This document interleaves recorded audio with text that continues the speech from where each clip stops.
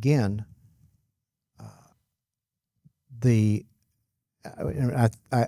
we say these terrible things, but let's be reminded of something. If you are in Christ, you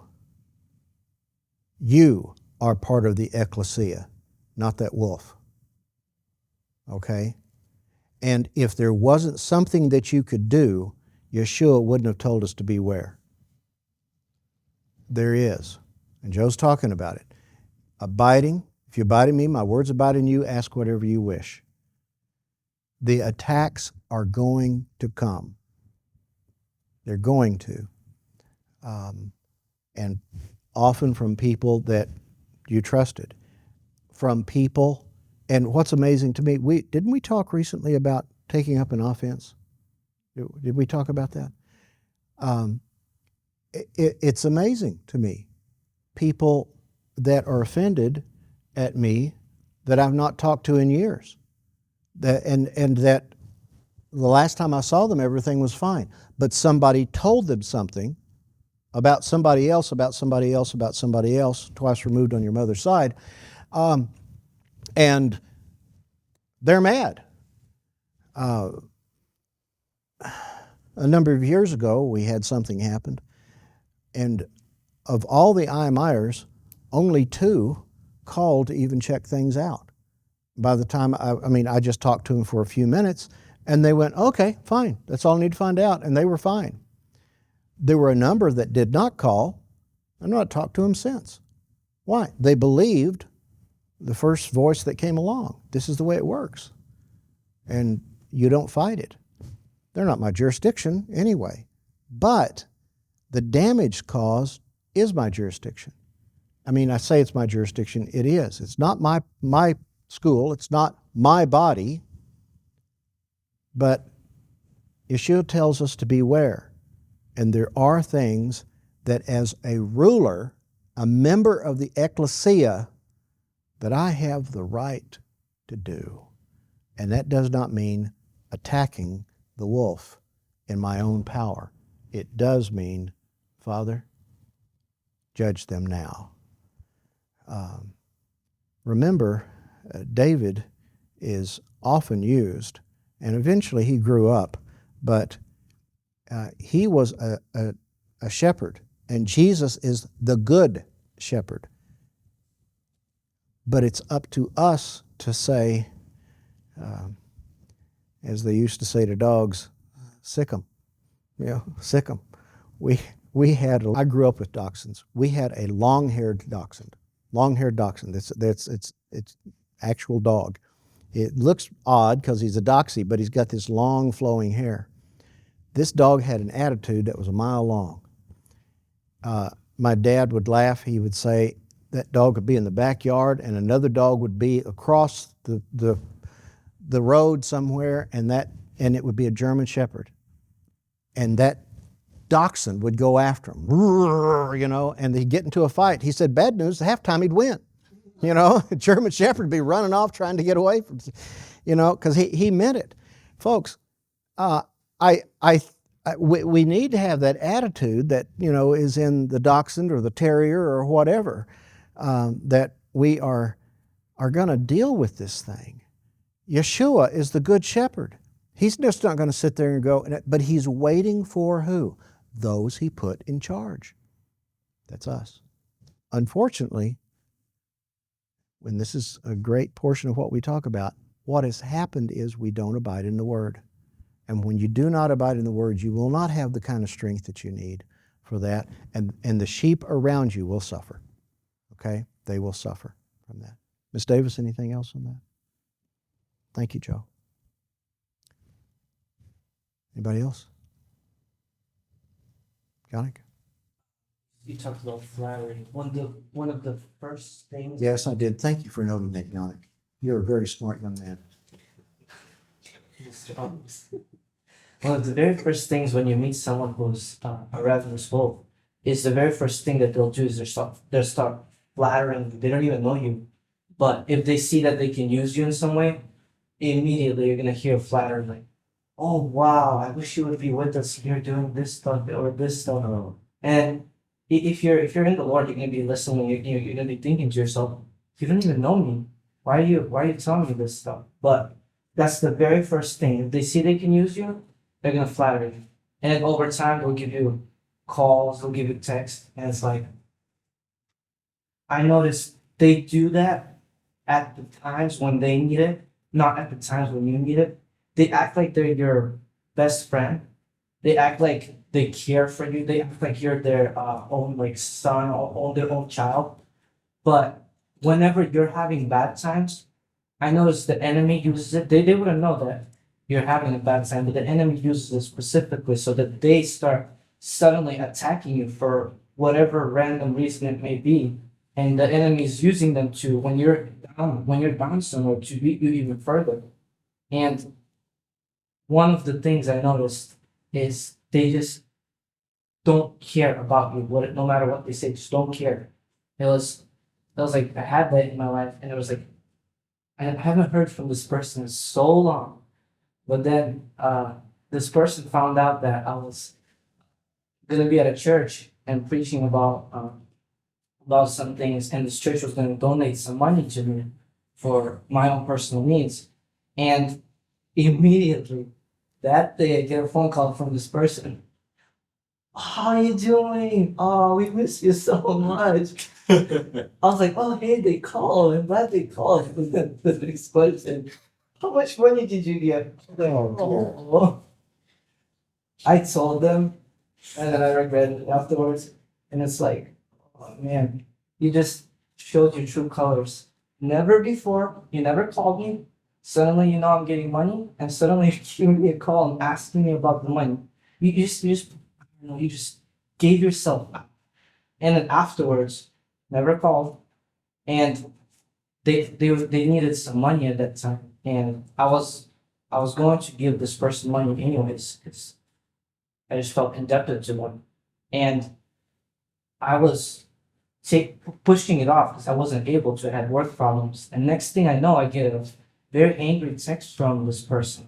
Why are you stealing my money? This is money that's belonging to us. Why are you stealing it from me? I got really angry, and I just didn't reply. I was like, all I said, the Lord gave me grace that I was gonna start getting off of this person. The Lord gave me grace, and I just replied, I'll get it to you as soon as possible. And afterwards, I never heard from this person again. Before I never heard from this person again, just proves they don't really care about me. And red flags immediately when they start flattering you, when they start telling you, oh yeah, we can use you in so many ways, use you in so many ways. Exactly right. Pray, Lord, to rebuke them. One thing I would throw in with what Yannick is saying there, we've said this, but let's say it again.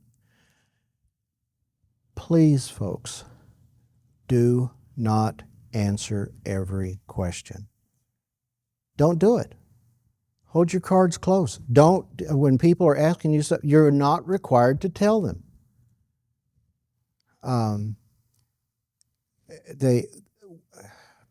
Remember, they say knowledge is power. And we have people that will do every once in a while they'll call up and we would hear from them. And they would be probing for knowledge about us or someone else, and that's all that's going on. And number one, you don't need to answer every question about yourself, and you sure don't answer them about other people. The second that word goes out of your mouth, it's gone. And I promise you, they're going to use it. They'll use it against you. I'm going to tell them what you said. But I didn't. Yeah, I did. I did say it like that, didn't I? That's what it usually comes across. You know, it won't be given in context. It'll be given for their use. So beware of the false prophets. To mention, the only way is to pray for the sheep and to disciple. Well, I noticed that there was situations going on, and there was one particular person that was getting really attacked by these situations. And there's nothing I could do but just help him out, just share truths with this person. And I honestly just gave up because I thought there's no way he's gonna survive through this situation because he's getting brutally attacked and he's just gonna fall under it. Then I realized that the truth and the prayers, they actually work. And next thing I know, this person is standing more stronger in the situation than I am because he's seeking the Lord even deeper and is bringing him deeper into the Lord because he's hearing these truths, he's being discipled, not by me, by God. I was just getting discouraged. I was like, Lord, he's not going to survive. It's just like, that really works. And again, you don't make them your disciples. Keep in mind, it's about the kingdom. It's not about you, not about the church. If you make people dependent on you, it's one of the worst things you could possibly do. It actually weakens them. Okay, we got a little bit of time left. I've got a question for you. Did anybody read any more in chapter 13? Nobody read. Some people did, others did not. Okay. I talked to you earlier that the parable of the sower sort of stands by itself. I mean, we've got 23 verses there on that, the most important of the parables. And then he goes into the parable of the tares. And we've talked about that considerably. But there is a way, and I was really just stunned at this, that we're going to look at, that there is a division in these parables. Now, we have them all recorded. This chapter is the Kingdom of Heaven parable chapter. But there is a division in these parables. In your reading, anybody know where that division is? It's very interesting.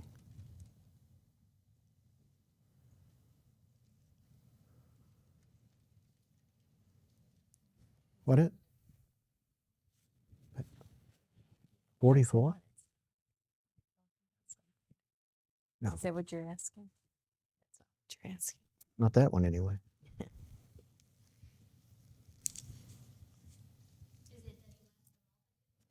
Where are we at? Where are you talking about? 36. 36. 36 tells you what 34 says. Look at 34. All these things Jesus spoke to the crowd in parables. He did not speak to them without a parable. Okay? And then this was to fulfill, you go to 36, then he left the crowds and went into the house. What happened? His disciples came to him demanding, not asking, demanding, explain to us the parable of the tares of the field. Now that, between 34 and 36 is a division. It's interesting. The parable of the tares, he told to the multitudes, okay? But he didn't give them the answer, didn't give them what it meant. We see in the parable of the sower, please look in verse 10. The disciples came to him and said, why do you speak to them in parables?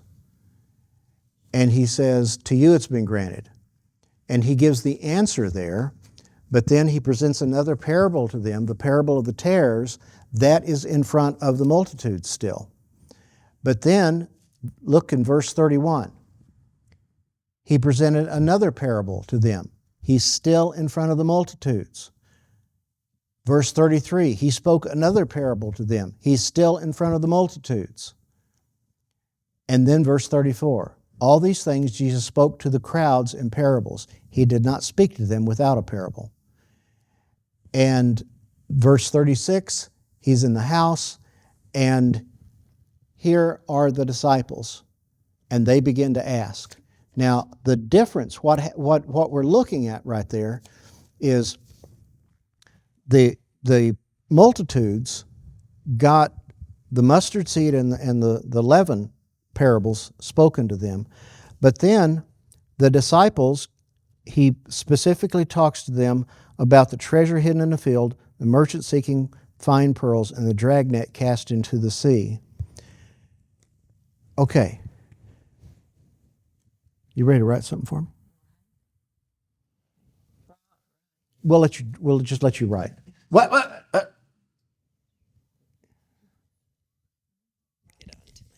Yeah, that would be an idea. You hate to do that. Just kind of on the left side over there. It's gonna do a couple of columns. Are you breaking it? Was that your joints? You ought to hear when she pops them. It's terrible.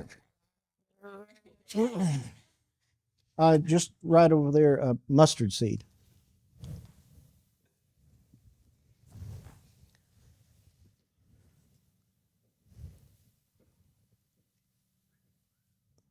Very good. Now, underneath that, just wherever, put the word leaven. No, it's apostrophe L-E-V-E-N. L-E-A-V-E-N. Or, as I was saying, apostrophe L-E-V-E-N. Leaven. All right. Draw a line. You did draw, and my eyes say that is one fine line. With that fine line, right to the right of there, right? Treasure hidden in a field.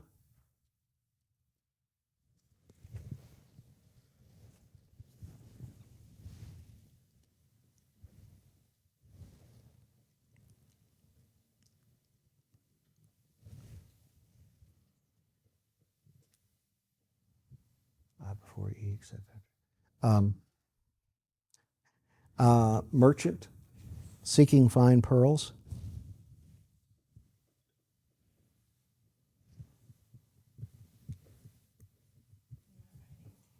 I can't see it. It's at an angle. All I can see is you.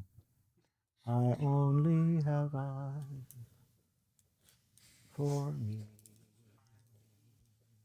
Good. And then dragnet cast into the sea.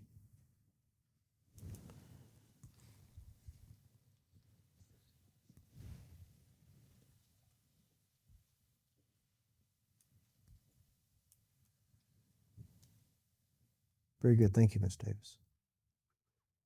Now, what's the...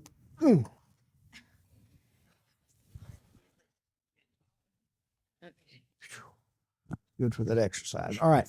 What's the difference between those two? Notice those?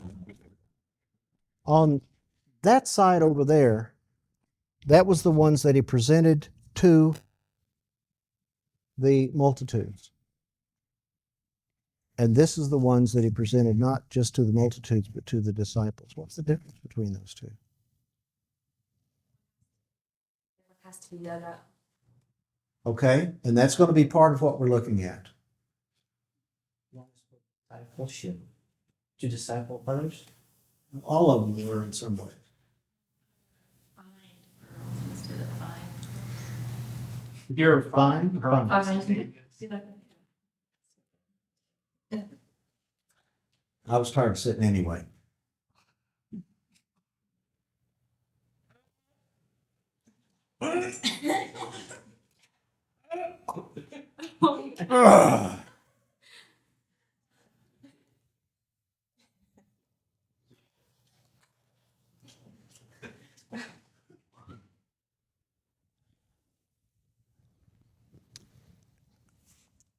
I find this interesting. On that side over there, a mustard seed, the smallest seed, tiny little thing, and leaven. Both of those are close to worthless. I mean, really, they're just close to worthless. And yet you look over on this side, a great treasure, fine pearls, dragnet that pulled in fish of all kinds. This one over here is going to be of much greater value. And he's talking to this is just the multitudes over here. And they get it all in parables.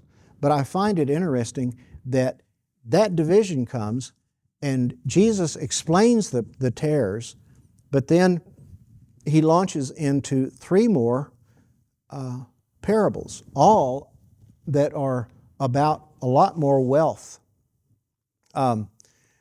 Anyway, we're getting short on time here. I'm not going to try to launch into the rest of these parables. We'll do it later on. But by the way, Faith, what you said too, we will get around to, because that is one of the divisions too. That division happens, but we'll see exactly. These things are amazing. I mean, when you start looking at this stuff, it kind of wakes you up to how you're supposed to be living in a lot of ways, and what the Lord's telling us.